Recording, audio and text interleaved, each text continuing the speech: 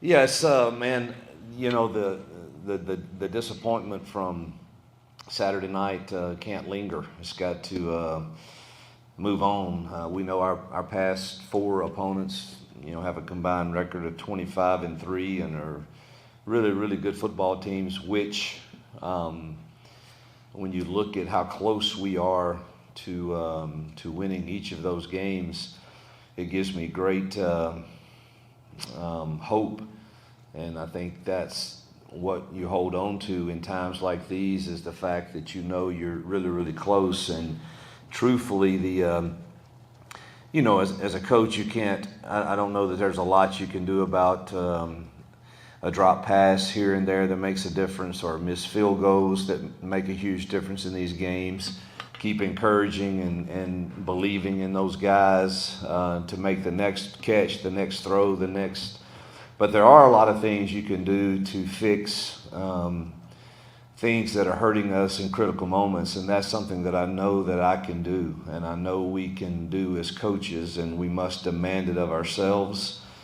That the details that are hurting us in critical moments, that whether it's the depth of a route or a blocking technique against a different front, we have to fix those, and I know that we can. And that, I believe, is the secret to getting us over the hump in these games. Obviously, we've got to make the plays when they come our way that are there, and I think that game's totally different if we do. But even at that, our defense played with incredible passion. Our offense played with really good effort. We just are not consistent enough over and over again at this time, and that's why we're sitting here, feeling like we are about a team that's played four top 15 teams right down to the wire, and excited to get us better this week as we travel to Fayetteville.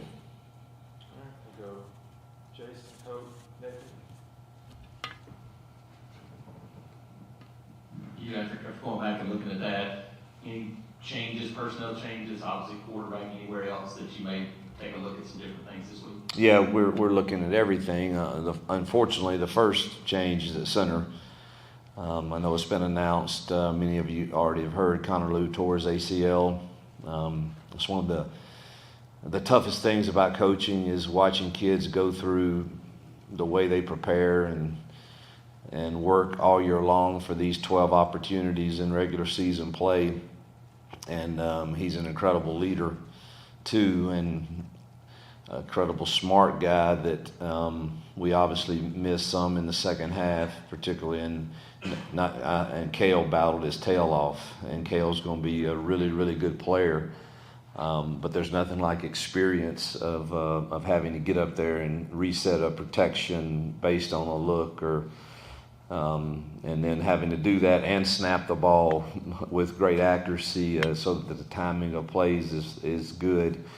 So that's the first change that's got to be made, and we certainly hate that for Connor. But he's a great kid, and he'll be back and be better than ever for next season. And but he's losing him does hurt for sure. We'll try, we'll get Cale ready, of course. We'll also move Mason in there some to get some reps. Too tall out at tackle. So try that combination some also. So we'll see how that goes. We did that some in practice today. Mason's very smart. Played a little bit of center, not a lot, but kind of understands. He's used to hearing all the calls that we need to make, and particularly being on the road. Going to see how he functions in there this week when we go good on good for sure, and also Cale. And then Dylan Sunday will be ready to go also. You have to start looking when you, as well as Jackson played in the first half of the last two games, you have to start looking at everything of, all right, why do we not have the winning ways? And sitting here feeling like we do, and so we're gonna get he and Ashton a lot of reps and kind of see where it goes from there. Hugh, I guess today you've had some programs like Florida State and Wisconsin where their ADs have come out and talked about supporting their current head coaches. I guess, first of all, have you talked to John Cohen since Saturday night about the state of the program, what he thinks? And then I guess second question would be, what would a statement of support mean or not mean? Like, do you need that at all? Well, that would be huge. That would make everyone feel a lot better for sure. Yeah, I haven't talked to John. I'm gonna say John has been so supportive ever since obviously my hire, and but I don't get too much into they have a job to do, and certainly he has people he has to answer to, and I know how close we are. I know I can get this fixed, and we're too dang close. And we've got to get a little bit better play and a little bit better coaching at a few spots. And I want a chance to fix this. And obviously, I've totally gotten off of all social media, so I'm not sure what exactly was said in those other cases, but that's got to be reassuring to those people in there that they believe that they can get it fixed. But again, I've trusted John since I've been here to do the right things, and he's got to do what he feels is best for this program, of course. And I think it's us. I think we fit Auburn. I think we fit the Auburn culture. I think the culture in the building has changed. I think the talent level has changed, and unfortunately, we just hadn't gotten over the hump in a very difficult stretch of games. But I believe that's coming very, very soon. What did you guys see from Perry the last couple Yeah. weeks? Couldn't be more proud of him, man. I called his uncle just to. The guy, truthfully, when he got here, if I'm being just had no idea how to practice. And to see him, the talent was there, but he didn't know. He knew how to run a go route. He didn't know how to take a release off of anything, or what different coverages looked like, and he wasn't the only one. Malcolm was that way too. Cam, to a certain extent, Cam was more prepared, but man, to see him starting to enjoy playing the game and having success, that's really what coaching's about, is developing those guys. And you got to give Marcus and Coach Harris and Heath, those guys that work with them on every single day. But really good to see him. And nobody was more bothered on the sideline than him after he dropped that, I think, the second possession or third possession. And I love to see that. And he's just getting better and better every single day. And I have to remind myself, we're playing these top teams very tough, but we're still fairly young at some spots, and he's still a young kid. But really, really excited to see his development. Go Adam for JG and Peter. Hugh, I know you said after the game, Alex's night was uncharacteristic. Yeah. Just watching it back, talking to him, just kind of where's he at, and where's your confidence level on him, and just kind of. Yeah, I believe in Alex McPherson. He believes in himself. I mean, that's the first time he's missed any kicks inside the 40-yard line in his career, and he missed 2, and that's just so uncharacteristic of him. And he kicked beautifully all week long, and he's mentally strong. He's been through a lot, and certainly feels the weight of the loss for everybody, feeling like, man, if I could just make one of those, maybe the game's different. But man, nobody in here doubts him or has any less belief that he's going to make the next one. Hugh, what do you think the biggest things about your offense are that are fixable? Yeah. Moving forward? Man, the details. We've got to be harder. We've got to coach harder, demand more of ourselves and on the kids.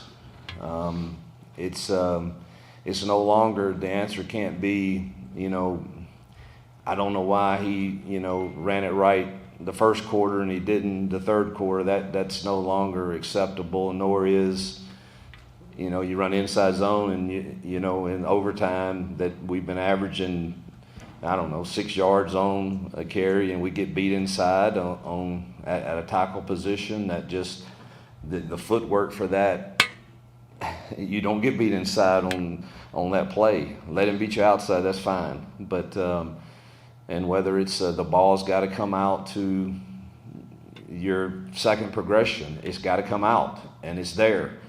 So turn it loose. And so we've got to demand more. Our coaches are very clear on how I feel right now about that, and hopefully we lessen maybe what we're carrying, and there's zero room for excuses. Hey, I think you talked about Tiger Talk last week, that your intention was to have Ashton redshirt this year. If you want to make a change at quarterback, doesn't that kind of limit your stuff to go to do? So Not anymore. We just we're gonna play to win with them, and he's prepared to play the last few, and then if you go watch the game and you're watching it live, it's really hard to complain about Jackson in the first half of the last two games for sure. I mean he that game could have easily been 14-0 after the second drive, and Jackson was playing at a high level. And we've got to get that consistency throughout the game, or we've got to go find a spark.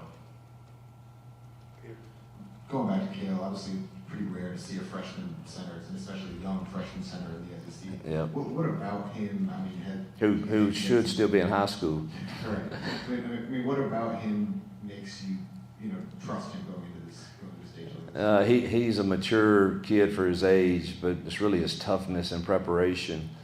He will spend time up here hours with Connor Lew, getting himself ready as he has been, and he has a high football IQ, and is going to make some mistakes. Got to make sure his snaps are a little toned down. They were a little high and hard at times. On a goal line play, it kind of throws off your timing. We had one critical third down. I wish I had that call over again. But it certainly is not very good if the timing is off to get it to the running back headed downhill right now. And but again, it's his first go around in an SEC game, and honestly, he graded out pretty well. There's a few pass protection issues, but that's to be expected, and hopefully we can get all of those cleaned up with the time he has to prepare this week. But he's going to be an outstanding player. You hate to have to throw him out there quite this early, but that's the hand we've been dealt. Coach, another big game from Xavier Atkins, Robert Boyer. Just how valuable have those guys been this season individually for your team? It's Robert's best game since we've been here, by far. And that's a kid that really struggled and contemplated. Do I need to move on back in the crazy portal world? And I tell you, I give a lot of credit to his father, who just spoke real truth to him. And he hung in here, and now he's worked his tail off to get better and better and played his best game. And X continues to play at a high level. You back to the quarterbacks. Is the expectation for Jackson to start Saturday, or is it as simple as whoever has a better week of practice is going to get the starting nod? I would say the expectation is for him to start.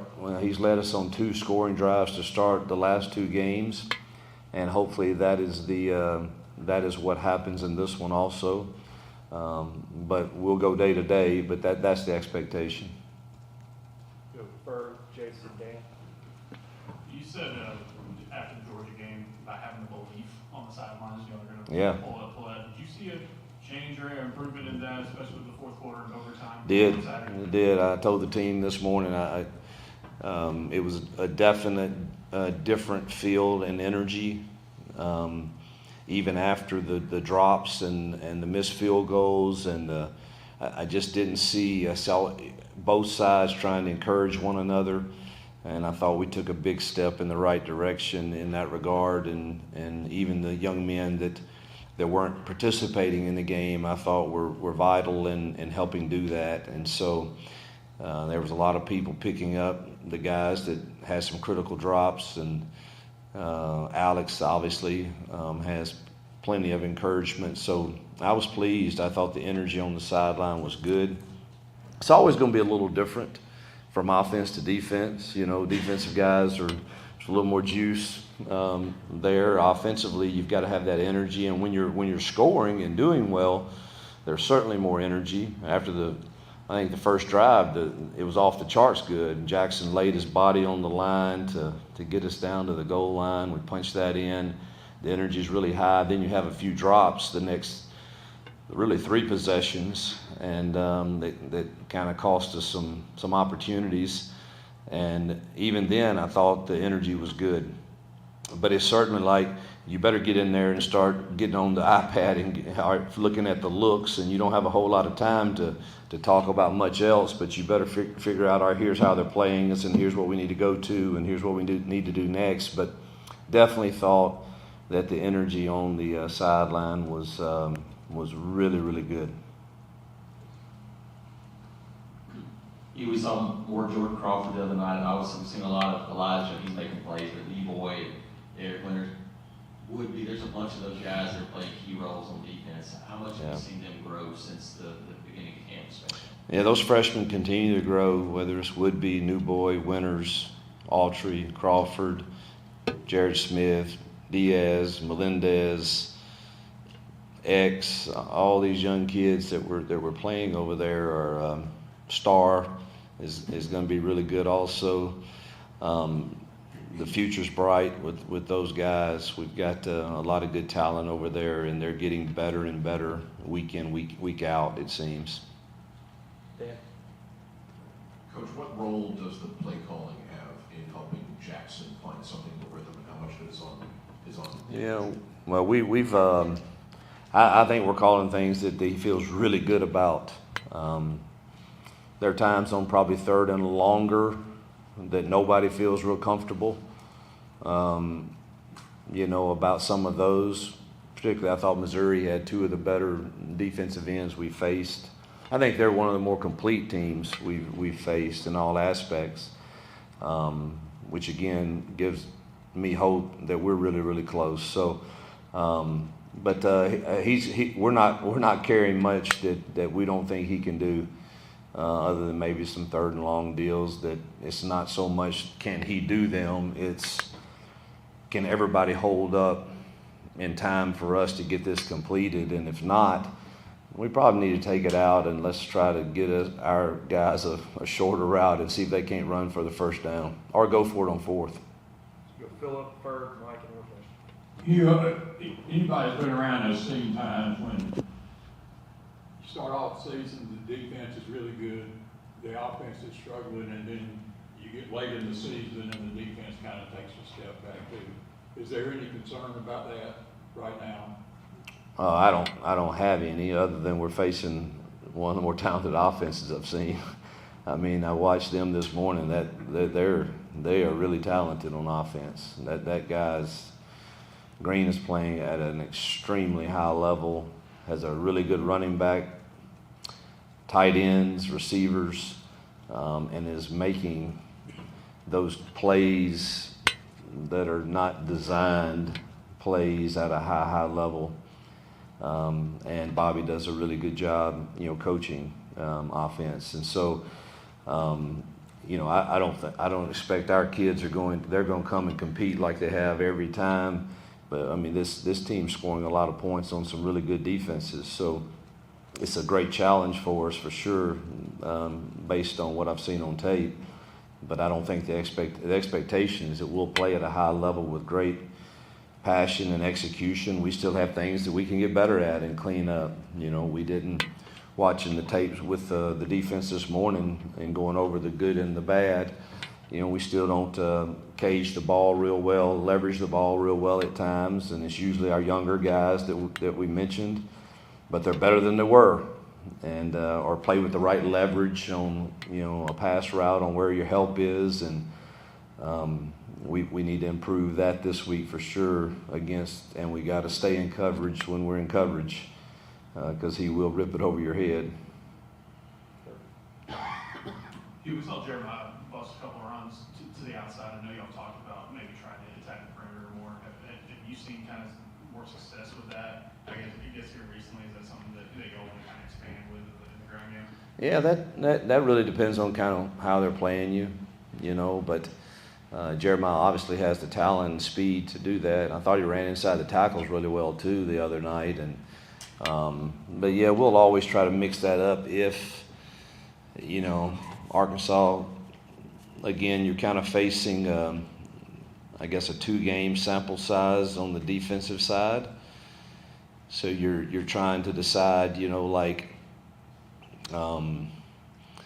how much do you make of that? And in these 2 games, they've played one style of football pretty much, and it doesn't tend to lend toward a whole lot of easy perimeter runs for sure, because it's a ton of man coverage, and they're playing with leverage over your tight end, so we'll have to see how they're playing us. But that again, just in a 2-game sample, that tends to be a high percentage of who they want to be. Coach, I know this is a wide receiver group you really like, but how do you explain the drops over the last few games and the timeliness of the drops? Yeah. And how do you get that addressed here going forward? Continue to get on the jugs. They'll be on them every day. It's really hard to explain, and that's, as a coach, there's some things that just set you off, and you want to you want to go off on kids at times, at quarterback or receiver, but it's really hard to do that to guys that care, and they have the capability of making those plays that change the game. And it changes the season when they make those plays, and you just got to tell them, man, you got to play the next play. I've seen you do it 1,000 times, and you're very capable of doing, and try to encourage them.